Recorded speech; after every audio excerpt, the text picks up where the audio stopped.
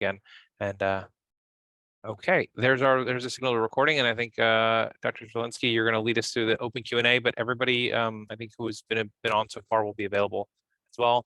And I'll introduce myself. I'm Dr. Bruce Raymer, one of the co-founders of Elite Medical Prep, and I'll also be chiming in on this Q&A. But Emily, go ahead. Awesome. So one question that I wanted to be sure to answer live that I think is a great question is somebody submitted and said, is it necessary to include 10 experiences, or is 7 or 8 very full experiences better? And I think ultimately, if you are going to include, any experiences that you include should be, Sarah wrote this, full and important experiences, not just an experience that you participated in for one day. So I would not recommend, I don't think any of us would recommend just filling experiences and filling space just to fill space. Make sure that you're using your experiences, for actually writing down specific experiences that you think are pertinent and important to include. And those hopefully will show a longitudinal involvement over time as well.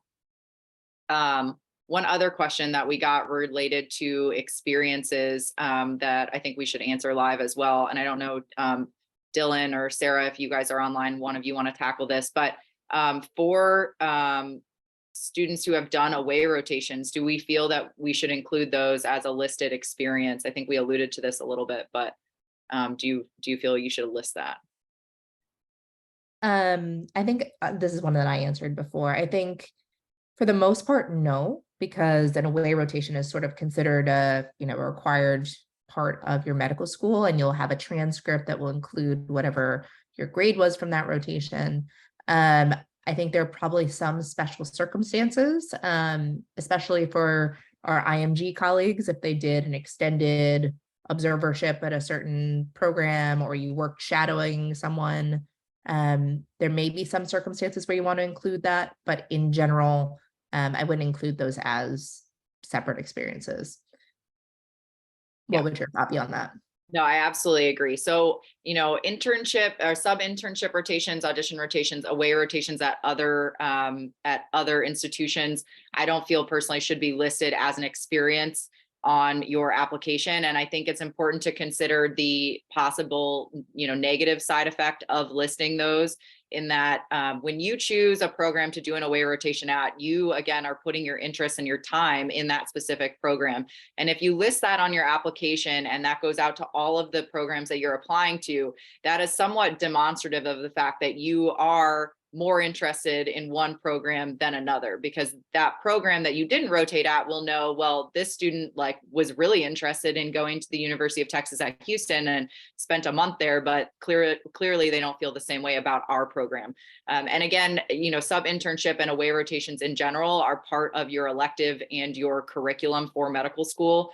And so it's not something that you necessarily should include as a listed experience. I think someone else had asked, how else would these sub-internship experiences show up in our application, or how do we include them and make them relevant in our application? Do you have any advice, Dylan or Sarah, for where else those might show up?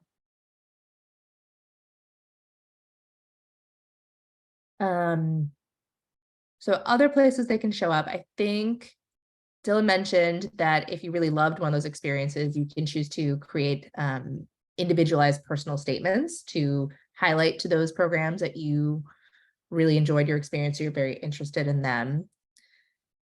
Other than that, I don't know that it's necessary to highlight every sub-I that you did, because everyone's going to assume that you've done a certain number of sub-Is depending on what specialty you're going into. What are your thoughts? Yeah, absolutely. So I think the only other way that most institutions will know about where you did your sub-I or an away rotation will show up in any letters of recommendation that you might obtain additionally from your time at a specific program. So I think if you're preferencing for a specific area of the United States, or you do an away rotation in the hope that it will open up kind of an area of the US to you to obtain a interview from, sometimes, before preference signaling, people would do an away rotation in Texas, for example, to try to get a letter of recommendation from somebody in Texas to submit with their application that they sent to all of the Texas programs. So that is one way that programs may get an idea of where you have done your away rotations, but otherwise it is generally fairly hidden. And I think it should be, because again, if you're overly showing that you've, preferenced certain institutions specifically, it can sometimes negatively impact the way that the program weights or reviews your application.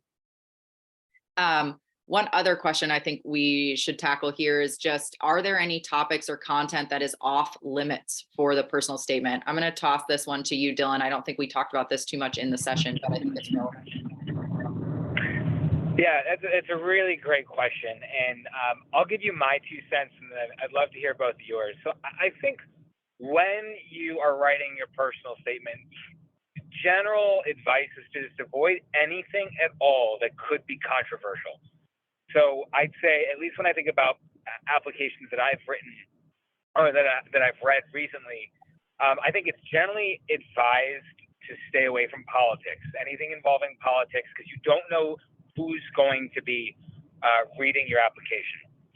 Something that has come up for our colleagues who are going into OBGYN is everything around abortion access, given the current political climate in the United States.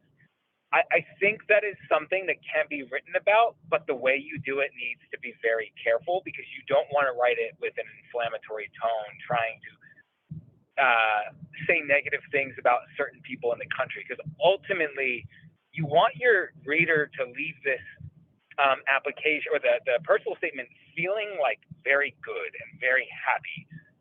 So if you can talk about something controversial but spin it that way, I would think that would be okay, but truthfully, I think it's really hard to do. The last thing that I've seen that is really, I wish I had better advice on, is the topic of personal mental health. I have seen reviewers for residency react very differently if someone talks about their personal struggles with anxiety, depression, other mental health issues. I think, again, my word of advice would be, you want to portray any personal issue in a positive light. But I think it's really hard to do, and you never know who's going to be reading your application. So whether it's a mental health issue or a physical health issue, I honestly tell people to stay away from that, just because even if you write it in the most perfect way, the person who's reading it may interpret it in a negative light. I don't know. Those are kind of the things that come to mind, but what do you two think about topics to avoid? Yeah, this is Dr. Bruce Kramer. I can actually chime in here. I can bring up a specific anecdote. There was a student that we were advising several years ago about their essay. And this may come up in sort of red flags area. And the student had a medical issue. It was not a mental health issue, but it's a medical issue that involved a certain type of cancer that has a known chance of recurring. It was a childhood cancer and has a very well-known chance of recurring in adulthood.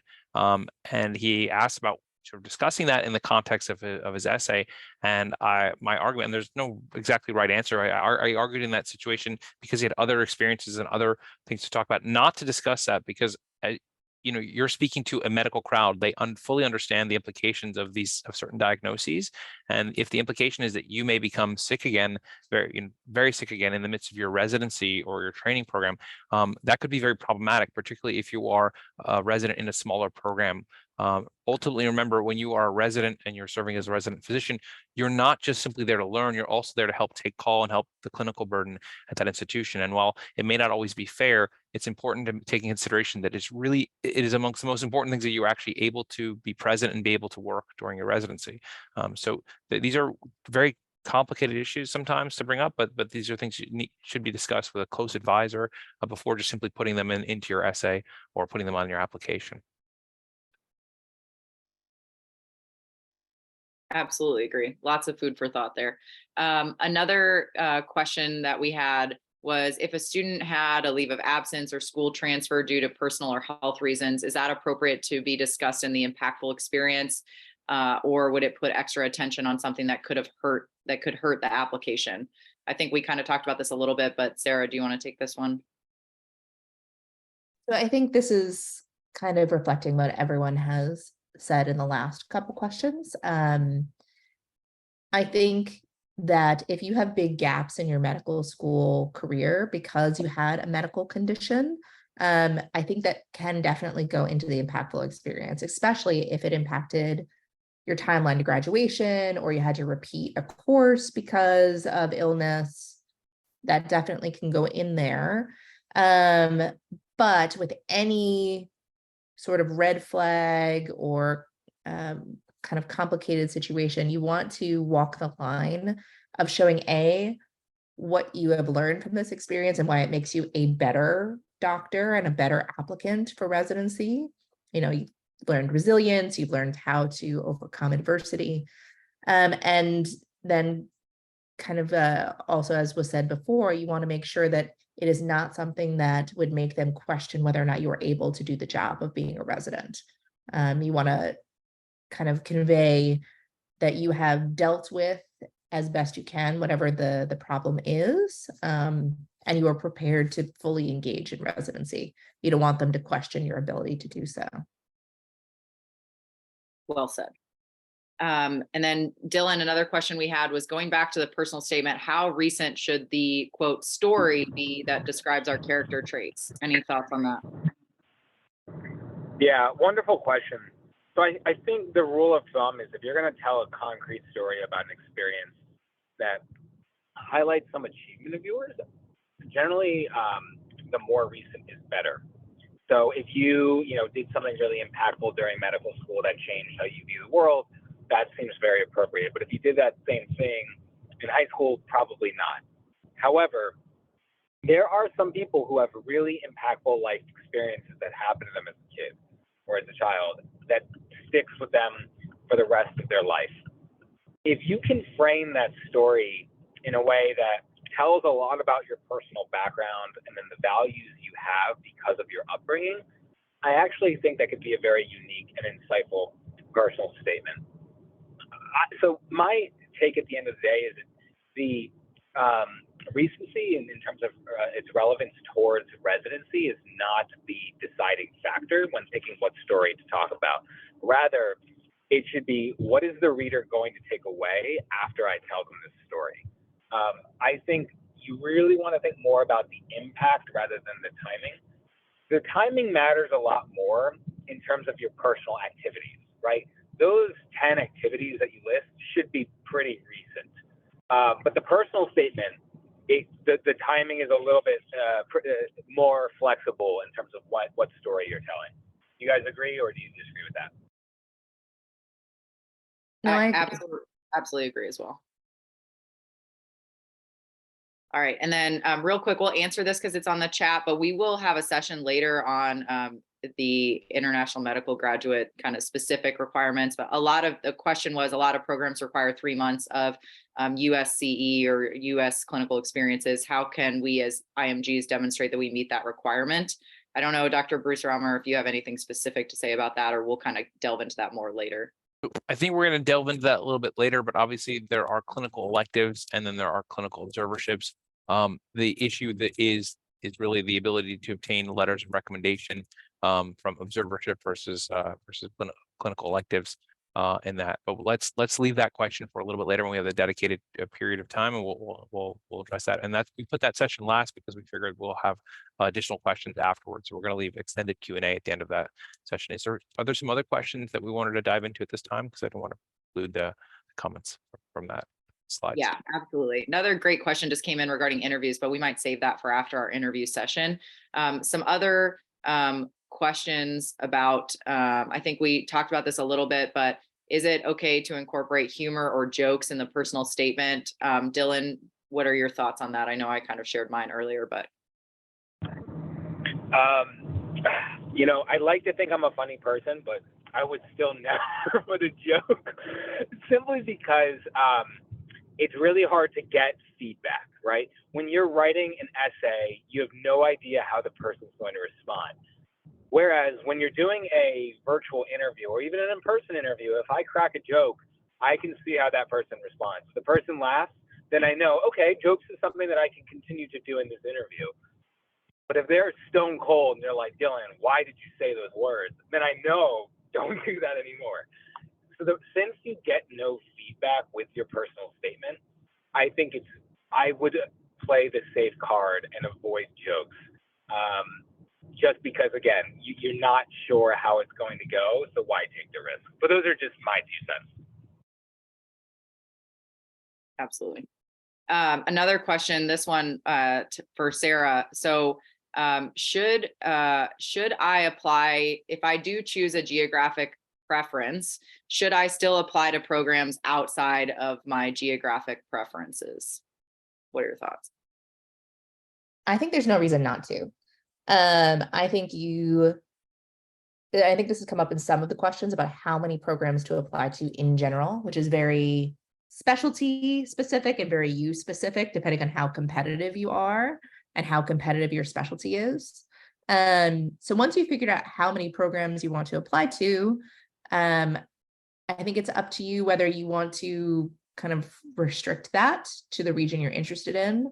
But it's also possible if you need to apply to every orthopedics program, you're not going to be able to only apply in one region. So that's part of what we were talking about before. If you want to consider carefully whether or not you want to highlight that you're restricted to one region. But if you're applying to a not super competitive specialty, and you're a competitive applicant and you know that you're never going to leave New York, then it's probably not worth your time of having to do extra interviews if you know that you would never move to California. So I think it's a very personal decision based on your overall application.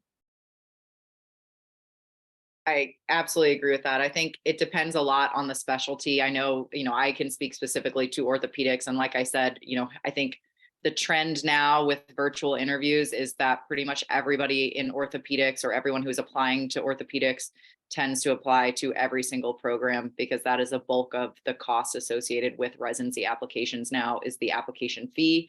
And so there is, a push to just apply maximally to see what you can get. But I do think, as we start to use signaling more, we may see a shift in kind of that trend a little bit, and it may become more geographic specific. But right now, I would probably recommend still applying to any programs that are interesting to you outside of your preference signaling and even your geographic preference, for sure. One other question that I wanted to be sure to cover is should we include experiences from high school? What are your thoughts, Sarah and Dylan, on including based on kind of the recency, just to more specifically touch on that? Is a high school experience, is that too old or unrelevant for the residency application? I think it depends on what you did in high school. If you, were in the Olympics when you were in high school, yeah, go for it. Absolutely include that in your application. If you volunteered at an animal shelter when you were in high school, it's a wonderful experience, but I think it's not super relevant at this point. So if you did something that is truly unique, then I would include it. Yeah, I completely agree. I was actually speaking with one of my advisees about this a few days ago, and she started an organization in high school to help provide resources to those without homes in San Francisco. And she started this in high school and continued it throughout college, but then halfway through college, she gave up the reins of the organization, and now she just participates in meetings once a year. So she was wondering if she should include this, and I told her I think it's appropriate to do that, just because it's an organization that not only did you start at this point for her 10 years ago, but it's persisted, and you've kind of played a more advisory role now.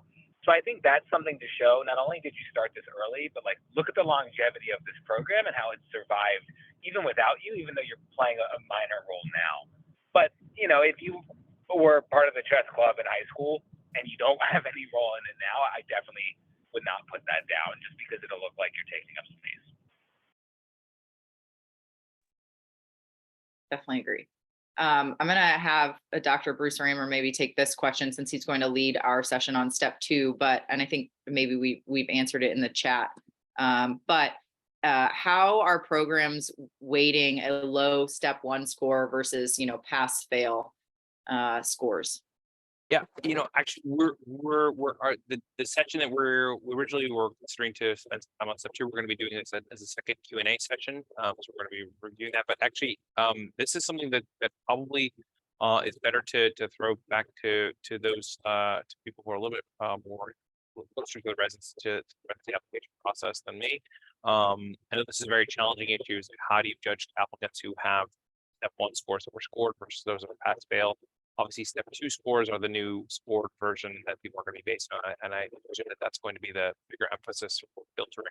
But Dr. Godfrey, Dr. Iger, and we also have Dr. Boada, who's just joined us, and she's going to be leading the next session following this, which is our next session. Just trying to keep track of where we are. Which is going to be on virtual interviews.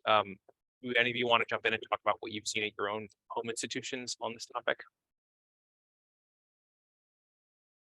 I think, I can answer this first and then defer to you guys as well. I think as far as a low step 1 score versus pass fail, the idea of board exams, at least, when I think about a very strong, I think this is true actually specialty wide, depending, irregardless of what you're applying to, that ultimately it's kind of just a benchmark to get your foot in the door. The rest of your application is going to be what is ultimately really being reviewed if they've decided to select your application for like a deeper review to determine if they're going to offer you an interview.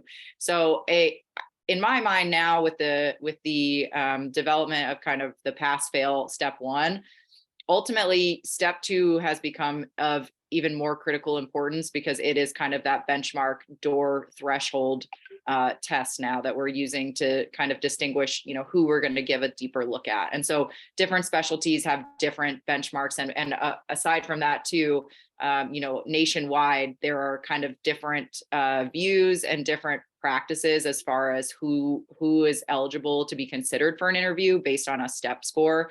And in some of the surgical subspecialties, those scores are going to be much higher, and that might be more strictly abided by than others. But ultimately, I think if you have a low step 1 score, I would challenge you to, work very hard to improve your step 2 score as much as possible to show that, you were able to learn from that experience and ultimately, master some of the knowledge. But the reality is some people are just not as good test takers. And sometimes there are things that come up at very bad times that affect your test scores. And so it can be very stressful to have that weighing over you. Just recognize, I think that, step 1 now is going to have less importance overall because the majority of people applying now will have a pass fail test score. So if you have a low step 1 score, I wouldn't fret about that too much. I think your application will still be considered, but one way that you can augment or strengthen that would be to score better on step 2 if possible. Sorry. Yeah, Dylan, you have more to add there? Yeah, I was just going to mention from my personal experience. So I actually took step 1 in 2017, and then I applied for residency 2022 to 2023. So I had a scored step 1 score, whereas I'd say at least half, if not more than half, had a pass-fail step 1 score. And my ultimate take at the end of the day was, I can't do anything about this, and I'm just going to do as well as I can on step 2. Now, the unfortunate thing is I also took step 2 back in 2017, so I was kind of stuck. But if I hadn't, that's what I would have done. And I think your, Dr. Zielinski, your approach is, if you have a low step 1 score, there's really not much you can do in terms of knowing how the program is going to interpret it. So the only thing that's within your control is to just do as well as you can on step 2. I know at least in internal medicine, some programs aren't even showing the people who review the applications a step 1 score, whether it's good or bad. because it's not fair to compare that to someone who got a pass-fail score. Other programs may or subspecialties may not have that same approach. It's really program specific, and since you can't predict this or know this, just do your best on step 2. Absolutely. Another question we got was, if I had a unique experience that ended right before starting medical school that left a significant impact on my journey, can I still use it as a most meaningful experience, or should I choose a med school experience over that? Sarah, do you want to take that? I'm sorry. So I was answering one in the chat. Could you repeat the question? Yes, it was, if I had a unique experience that ended right before starting medical school that left a significant impact on my journey, can I still use it as a most meaningful experience, or should the student opt to use something more recent, like a medical school experience that may have been marginally less impactful? No, I think you should. I think in general for this application, being honest and genuine about what is the most impactful or most meaningful experiences to you will come across. I think if you choose something that, wasn't as impressive or wasn't as meaningful in medical school, it won't have the same impact as something that was a bigger, more extensive experience right beforehand. I think we were really cautioning people about including high school. I think things that you did in college really are important. If you worked in a research lab in college, that's a really interesting and meaningful experience. And people recognize that in medical school, you may not have had the time to do basic science. So including kind of a mix would be helpful. I wouldn't make all of your most meaningful experiences from college, though. You want to show that you did something in medical school. Agree. And I think the next question in the chat, I think you were actively typing the answer to, but I guess we can just answer it live. Is a letter of recommendation from the department head of a specific specialty compulsory? So I was just answering that one. It's specialty specific, and it may also depend on your medical school. So from my medical school in particular, all internal medicine applicants had to have a chair letter. It was a requirement for applying. And in internal medicine, I think a lot of applicants have a chair letter. It's pretty common. So I would talk to your dean's office, your school, about, what they usually recommend for that. In those cases, usually you have one chair letter, and then you have 3 letters of recommendation from another attending or supervisor. Yeah. Different for orthopedics? It is a little bit. The advice that I would say too, in addition to verifying with your school to make sure that you are in like complete compliance with whatever your school's policy is for the specific specialties, that you should spend time actually visiting the website of each program that you ultimately decide to apply to. I think Dylan alluded to this earlier, that if you apply, maybe there are programs that are not utilizing signaling. And so if you are going to signal to that program, that would be a waste of a signal if that program is not going to consider any sort of signaling. And that's information that will be found specifically on their website, not even just on like the ERAS website with information page about each program. You need to go physically to the website for the individual programs that you intend to apply to determine their requirements. So for orthopedics, sometimes they will require that you have a chair letter. And sometimes that requirement says that you can have a letter from the program director of the residency at your home institution in place of a department chair letter. So I would urge you to just visit the website and assess, for each program, what they will allow. Ultimately, when you're gathering letters of recommendation, you can sometimes couple them together. So depending on how your home institution department works for whatever specialty you're applying to, for example, for us, we have our chairman will co-sign a letter of recommendation from any other faculty member, and that can count as your chair letter. It's him signing off saying that he is in full support of your application. And so that can help you, and same with the program director. So most places, at least in some of the surgical subspecialties, will say a chairman or a program director letter. And so you want to make sure that you have one of those. But then as far as what you can submit, it can vary based on the program. Okay, another question that we have is a low step 2 score, but still a pass, a red flag, or is that just a yellow flag? How should I explain this to programs? Dr. Bruce Romer, do you want to take that? Or do you think one of us? Yeah, I think one of you guys would be better suited to handle this at this point. Yeah. That you're both still in your residency programs and you're connected with your institutions, and obviously as many of you may know or listening, many of the residents that you meet, or if obviously now they're virtual interviews, but people that you meet from an institution, everybody you interact with at an institution, from the administrative staff all the way up to any residents or fellows or attendings, they're going to ultimately, their opinion is going to be gathered in some way in input in terms of making decision on rank lists. So I'm sure that you guys have heard some things that are more specific, and then other things that are maybe a little bit more in the rumor mill type. So if you guys would want to chime in, and then we'll after this question, we'll switch over to our next session that's on the schedule, which is going to be led by Dr. Boada. I think Dylan, you applied most recently, so maybe you can answer that and then say too, one other question to piggyback off that is, should I be applying for this cycle if my step 2 CK score will not be available by the deadline for review of application? Sure. Yeah, got it.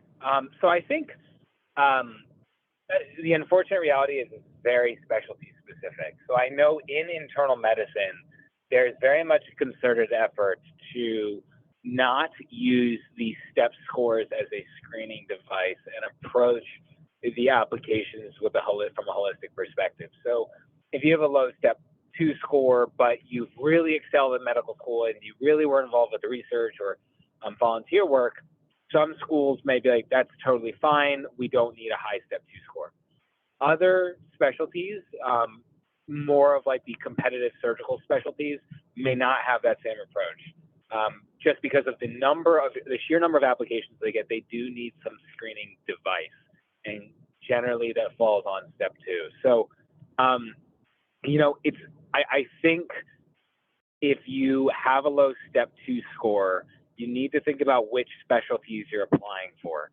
If it's the more competitive ones, you just know that they may screen you out of the interview process because of it.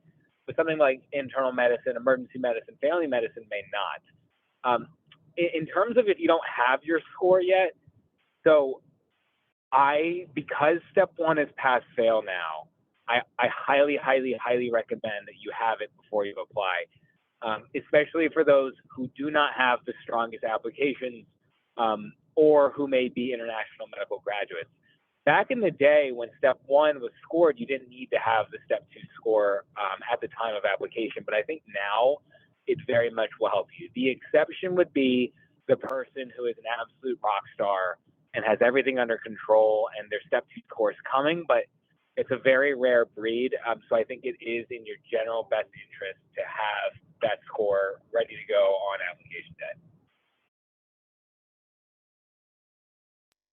Okay, great. This has been a fantastic Q&A session. We have another one of these lined up, as mentioned, and we're gonna have more time to have questions. We're gonna have more members of our team joining us. I'm gonna mention our elite team, Elite Medical Prep, obviously. Let's stop the recording here.